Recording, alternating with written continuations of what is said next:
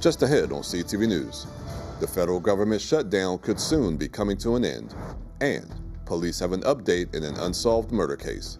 Plus, we sit down with Prince George's County Public Schools interim superintendent. Those stories and more on CTV News, starting now.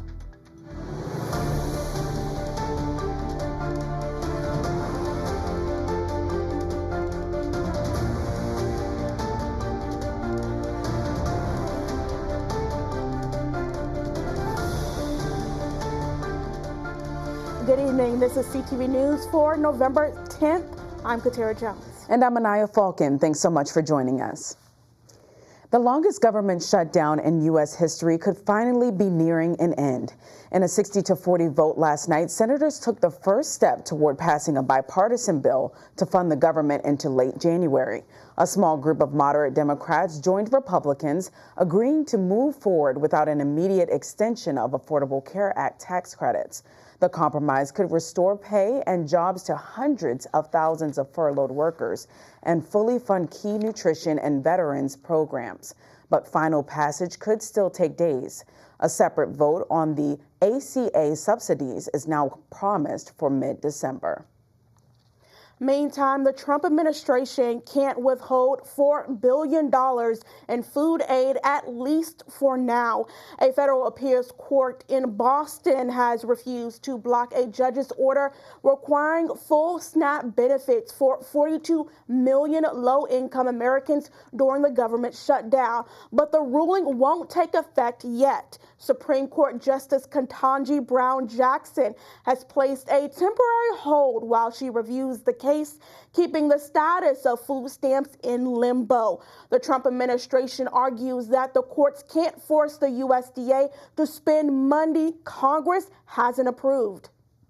And with the shutdown dragging into its sixth week, lawmakers from Maryland and Virginia say it's time to protect the people caught in the middle. Senators Angela Alsobrooks, Chris Van Hollen, Mark Warner, and Tim Kaine have introduced the Federal Worker Mortgage Forbearance Act. It will require 90 days of mortgage relief for federal employees and contractors with federally backed loans. They say these workers shouldn't risk losing their homes because Congress can agree on funding. Nationwide, flight troubles are piling up. More than 2,700 flights canceled Sunday and nearly 10,000 delays as the government shutdown drags on. Transportation Secretary Sean Duffy warns air travel could, quote, slow to a trickle if the shutdown continues into the busy Thanksgiving rush.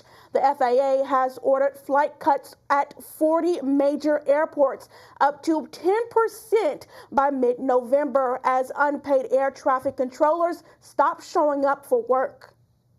I do hope that before Thanksgiving rolls around, which is in about 3 weeks, that the Republicans and Democrats can come together and work like adults to realize that people have places to go and things to do, and they want to get there safely and on time. The government shutdown is affecting more than just flights. It's also hitting America's delivery routes. FedEx and UPS are also grounding their MD-11 cargo planes following last week's crash in Kentucky. A 1-2 punch for supply chains just as holiday shipping ramps up. Experts say most packages should still arrive on time, but warn delays of a day or two could show up by mid-December if flights cut deep or the shutdown drags on.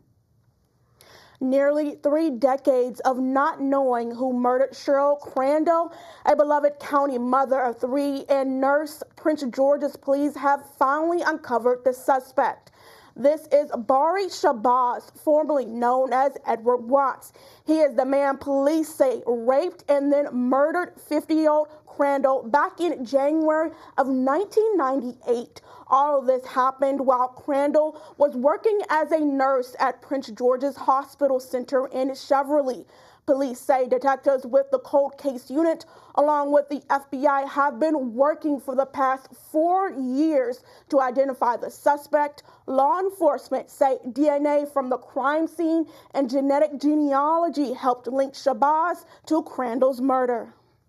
That this was someone who came off of the streets to possibly steal out of the hospital, which they had a history of at that time, and who was an opportunist who took advantage of the situation when he came across Sherry Crandall. When I was state's attorney, we worked with our police department to apply for a grant with the Department of Justice to conduct forensic and investigative genealogy testing so that we can close cases like this.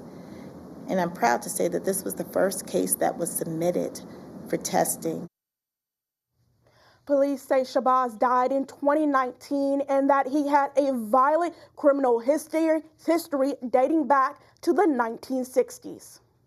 And every year, hundreds of teens in our state are automatically sent to adult court. But now the state's Juvenile Justice Commission is calling for a change so that youth cases begin in juvenile court, where treatment, mentoring, and rehabilitation are the focus. They argue that adult system is too harsh and the stakes are too high and the outcomes are worse. Opponents caution that serious crimes deserve accountability, and they say the juvenile system must be resourced and ready. Lawmakers are reviewing reforms that would reserve adult court charges for the most violent offenses. And dozens of protesters gathered at the Maryland State House Friday, calling on Democrats to redraw the state's congressional map and to push back against Republican-led redistricting in states like Texas. The group criticized Senate President Bill Ferguson, saying he's blocking efforts to add another Democratic seat. Ferguson's office says new maps could backfire, potentially costing Democrats seats if the courts strike them down. Still, organizers say they'll keep the pressure on, urging lawmakers to revisit redistricting and end Maryland's 287G immigration program. It's been days since the Prince George's Planning Board has held a board meeting, and now the county executive is looking to put a real estate broker on the panel. According to reports, Brave Boy has nominated Billy Okoyoye, the founder of the real estate brokerage Sold 100 Real Estate, Inc. The board, which is a 5-person panel, recently had its third vacancy after Commissioner Shawnee's Washington retired. It's important to note that the planning board cannot hold a quorum with only 2 members.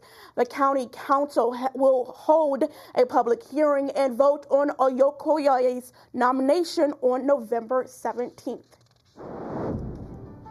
You're watching CTV News. I'm Katara Jones. And I'm Anaya Falcon. Still to come, the county is coming together to offer relief during the government shutdown. We'll tell you how one council member in the county school district is helping those impacted when we return. Stay with us. Mom, did you really need to buy 2 can openers for our emergency kit? I can't help it. They're 2 for 1. What's this? We need to keep our family communication plan safe in case of an emergency. Thanks, Tita. Oh, man. Well, good thing we kept all the lights we used for the rally. I've got the battery pack. Keep my phone powered so we don't miss any alerts. What about game night? Sounds good. Oh, we have to get to Mom and Dad's and get them somewhere safe. I've got the evacuation route loaded on my phone. I've got an updated list of Dad's meds. And I've got just what we need to get them to take this seriously. If that doesn't convince them that we thought this through, I don't know what would. Start a conversation with your family and plan together for emergencies. Welcome back. According to state police, Maryland has nearly seen 500 school bus crashes since August. 2 of them were deadly. While overall numbers are slightly down from last year, recent accidents have shaken several communities, including in Aspen Hill and Harford County. Experts say school buses are still among the safest ways for kids to travel, but they're reminding all drivers to stay alert and always stop for those red flashing lights. As early college application season wraps up, some families across the DMV are asking, are in-state students getting a fair shot at top universities? At the University of Maryland, about 77% of students are state residents, and policy requires at least 70% to be in-state. Over at UVA, roughly 2/3 of students are from Virginia, though competition is fierce with less than 16% of applicants getting in. Experts say rising applications and higher GPAs mean even strong in-state students are feeling the pressure. And according to a new study, students attending a public Montessori program for preschool have stronger reading skills compared to their peers. The study examined students at public Montessori programs at 24 schools across the nation, including here in the DMV area. It showed the kids had better reading outcomes, executive function, and social understanding by the end of kindergarten. Montessori schools highlight peer learning and motivate students to learn based on their own interests. And an event was held to help the District 6 community today amidst the federal government shutdown and disruption of SNAP benefits. The event took place at the In a Minute Cafe in Largo. District 6 residents and others were able to receive a free 3-course meal. And the event, hosted by In a Minute Cafe and Prince George's County Public Schools, was in partnership with County Council member Walla Begay and the Storehouse. The owner of the cafe says they had something to do for the community. You know, whenever there's a need in the community, we are always here, whether we have to close our doors for a couple of hours or close our doors for the day. You know, we're not losing on anything. We're actually gaining more help from the community. So that's what we're here for. And during the event, over 250 residents were able to receive a free meal. And veterans across the U.S. are preparing for their special day of remembrance, a small treat for a sacrifice that took many from their homes, families, and affected some veterans' mental health. One veteran says once you go into the service, you are changed forever. My wife here has helped me to stay sane, because sometimes the military issues do oscillate back, and without control or identity, she helps me to identify that I'm no longer there and I'm still existing. You make sacrifices. They're positive, and I was away from my family, you know, overseas, and so the military is a great experience. It is a super experience, and nothing greater than serving this nation. And Veterans Day takes place tomorrow, and millions are gearing up for their special day across the U.S. Chipotle is honoring service members with a Veterans Day entree offer. Tomorrow, all veterans who order an entree at any Chipotle in the U.S. can get another entree for free. As a small token of their gratitude, the Mexican Grill Eatery is inviting all veterans in the military community to share a meal with someone they care about. From 4 until 8 p.m., just present your valid military ID and receive a second entree on the house. And now that the Purple Line project is 80% complete, testing of the light rail vehicles is set to begin at the University of Maryland in early January. The testing will be done during selected overnight runs from 10 p.m. to 5 a.m. During those test runs, the high voltage overhead power lines will be live, and people are urged not to throw anything on them, hold tall objects near them, or go near them if the line is down. Micro-ability riders are asked to avoid riding parallel to the rails. Instead, cross at a 90-degree angle and use designated bike paths where available. Purple Line passenger service is set to begin in December of 2027. Prince George's residents were treated to a fun-filled 2-day event in downtown Largo over the weekend. Adult residents got to experience the art of placemaking, helping reimagine the future of Grand Boulevard during the Largo Lot Party on Friday night. They also celebrated the first 100 days for Daryl Barnes as the Prince George's Planning Board chairman. A party with a purpose. The goal is to develop this vacant site into a gathering space that serves Prince Georgians, supports small businesses, and creates a destination in our county. This is an exciting time for park and planning. This is a more of an exciting time for the planning department. Listen, I am excited. I am excited about all the wonderful things that people are coming out to experience tonight, from our food trucks to the vendors to the band that they're going to hear. I am excited. We are here in live and living color, and I'm going to make sure that we have a good time. Saturday's Largo Lot event was geared toward families, including games and story time. And still to come on CTV News, we have the PGCPS interim superintendent in studio to take a look back at his first 100 days. Stick around to hear what he has accomplished and his plans for the rest of the school year. You don't want to miss it. You may have heard that the American Legion helps honor our fallen heroes. Or that the American Legion helped write the GI Bill, enabling veterans to get a college education. And yeah, you've heard us tell a good story or two. But did you know that the American Legion does so much more for our veterans? From advocacy on Capitol Hill to serving others in our communities, the American Legion continues its tradition of strengthening America through service. Learn more about supporting veterans in your community by visiting legion.org. We are now beyond day 100 of Dr. Sean Joseph's interim superintendent of PGCPS's 100-day plan. Our Michaela Newton is in the studio now for a sit-down interview to talk to him about what the school system has been able to accomplish. I'm here joined by Interim Superintendent of Prince George's County Public Schools, Dr. Sean Joseph. Dr. Joseph, thanks so much for being here. Hey, thanks for having me. All right, so your 100 days in office is this Friday, yes. And one of the things that you set out was to have this 100-day plan, but that's not something that is typical for interim superintendents. So what made you want to have that 100-day plan?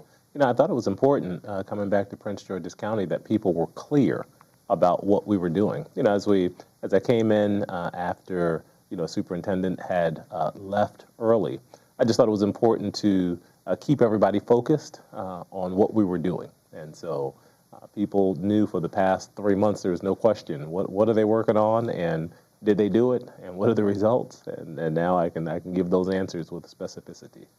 So tell me what has worked and what maybe hasn't worked. Yeah, I think so over the course of the 100 days, what we have focused on is just being more transparent and really engaging the community. And so we had 20 listen and learning sessions. So we did a virtual session in all 9 communities, and then an in-person session in all 9 board communities. And then we had 2 additional just for kicks, to kind of get out into the community and really listen deeply. So we engaged almost 2,000 different community members, understanding their hopes and dreams, and really helping us focus. And those conversations allowed us to identify 5 big rocks that we said we were going to focus on for the year. What were some of the top things that you wanted to focus on? And again, has there been something that hasn't worked that you still want to focus on? Yeah, no, it was really important that we really engage with the Board of Education and the community to understand what we were going to do first, second, and third. It was really important that we focused on our vacancies and recruitment strategies. We looked at our academics to see where we were, particularly in reading and mathematics, and what we could do to accelerate progress. And we focused on just organizational culture. When I came in, there was a big concern about buses and making sure buses were to, be there on time, and how we would communicate and all of those types of things. So, it was really about focusing, and I feel great about where we've landed. We've got a great community in Prince George's County. We've got amazing kids, amazing staff, but one of the things that I did talk about was that we have huge variance. We've got a huge difference between our most performing schools and our most challenged schools. And it takes the system to really put pressure on points to decrease that variance to make sure we can have excellence at scale. And that's the work that's ahead. And going back to student achievement, PGCPS recently launched their performance dashboard that was launched. Tell me a little bit about that. What actually does it track?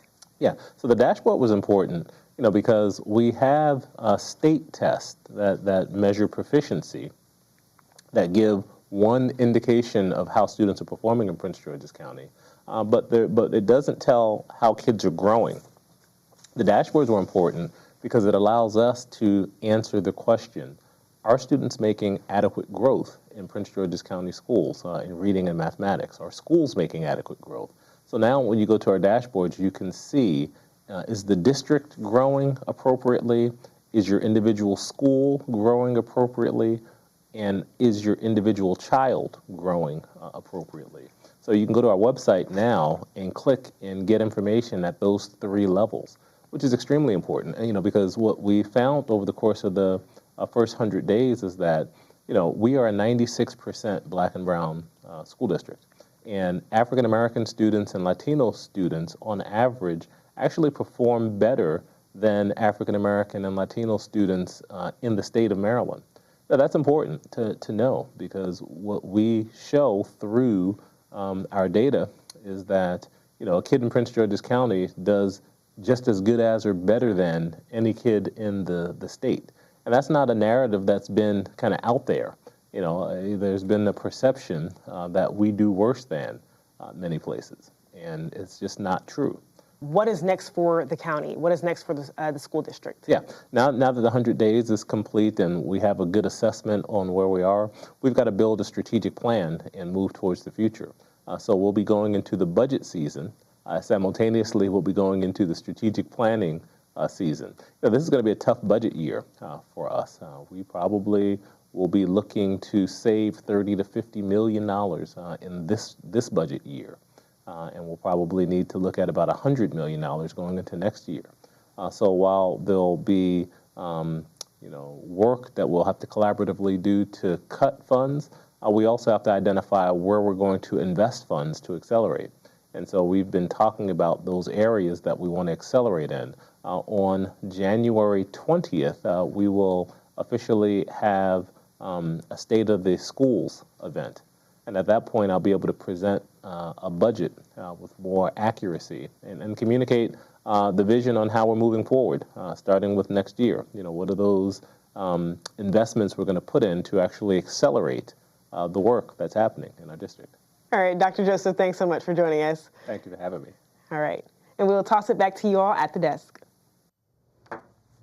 Maryland's report card was released last week and showed improvement within Prince George's County Public Schools. This year, the district's numbers of 5-star schools increased from 4 to 6, showing growth at both elementary and secondary schools.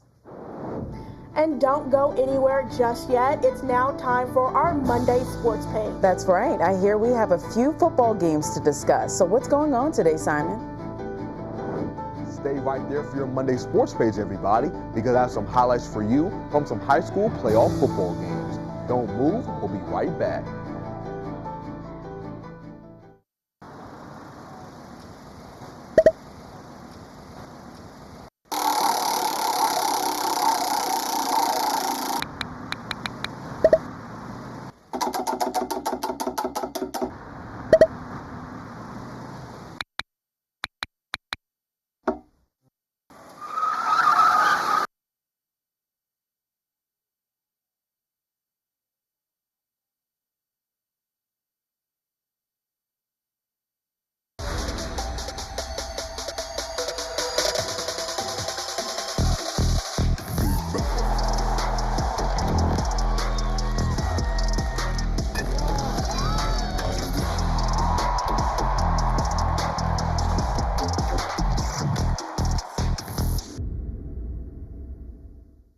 Hey there, sports fans. Hope you enjoyed your weekend. I definitely did, because there was some great high school playoff action on the gridiron.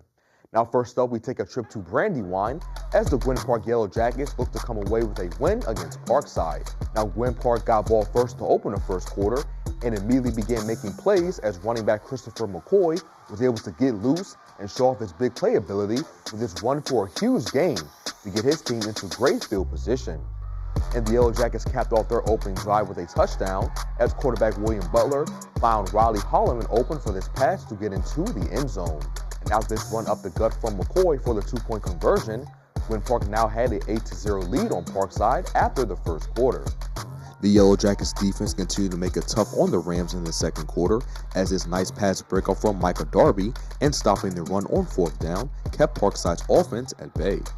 But fast forward to later on in the second, the Rams offense was about to take the field after this punt return by Tavion Dashel. But Dashel had other ideas as he began to go left for the return, and after running a few yards, he made this Gwynn Park defender miss and cut back to the right, and the Yellow Jackets had a hard time trying to catch up to him, and after making another Yellow Jacket miss, Butler was the only one keeping him from reaching the end zone, and he couldn't stop him as Dashel ran it back all the way to put some points on the board for his team.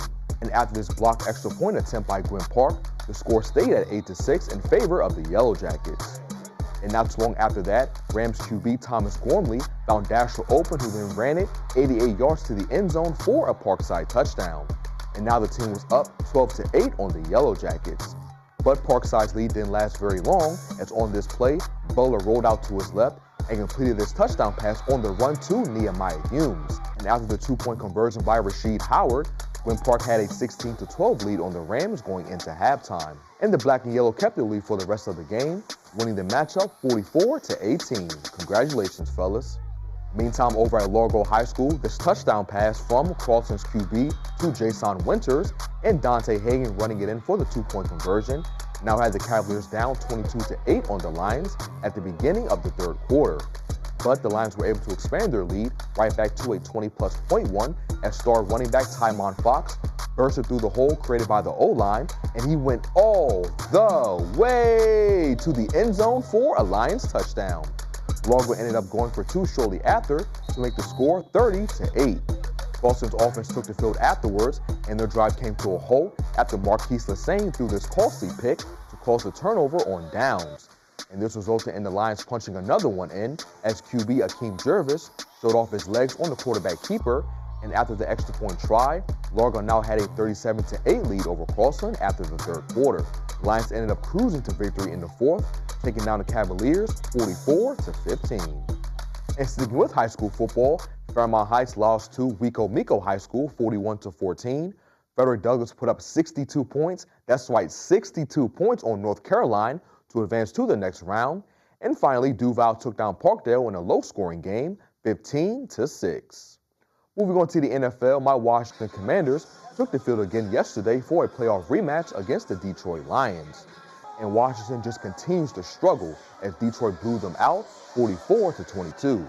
Yeah, it wasn't pretty. The Commanders' defense continued to play bad, giving up over 500 yards of total offense. Here's Dan Quinn and some players after the team's 7th loss of the season. Visit with the team, we make a big deal about, our Commander standards, and we sure as hell aren't coaching or playing up to it. We're way off, and that's up to us to fix that. And also told the team it's for us to go away, get it together. Not the worst thing for us. We got to find solutions. We got a lot of things to fix. Like I said, we're off course, things to address, and being together is the best way to go do that. We dug ourselves in this hole. We got to dig ourselves way back out of here. So, and it starts with practice, and and it starts with our identity and our culture and all that, everything that comes with it. You know what I mean? I think it's just figuring out how to snap out of it. We're not in the spot we want to be in, and we just got to figure out how to get out of it as a team, do it together. Man, we suck, y'all. The Burgundy and Gold will face off next against the Miami Dolphins in Madrid on Sunday at 9:30 a.m.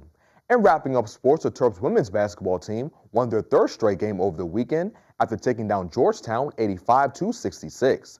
Their next opponent will be Towson on Thursday at 7 o'clock. And that wraps up your Monday sports page. Simon Bugs, CTV Sports. Thanks, Simon. Now that wraps up our CTV News for now. Thanks so much for joining us. We would like to thank all the veterans out there for your service and a happy holiday. We will see you again next time. Good night.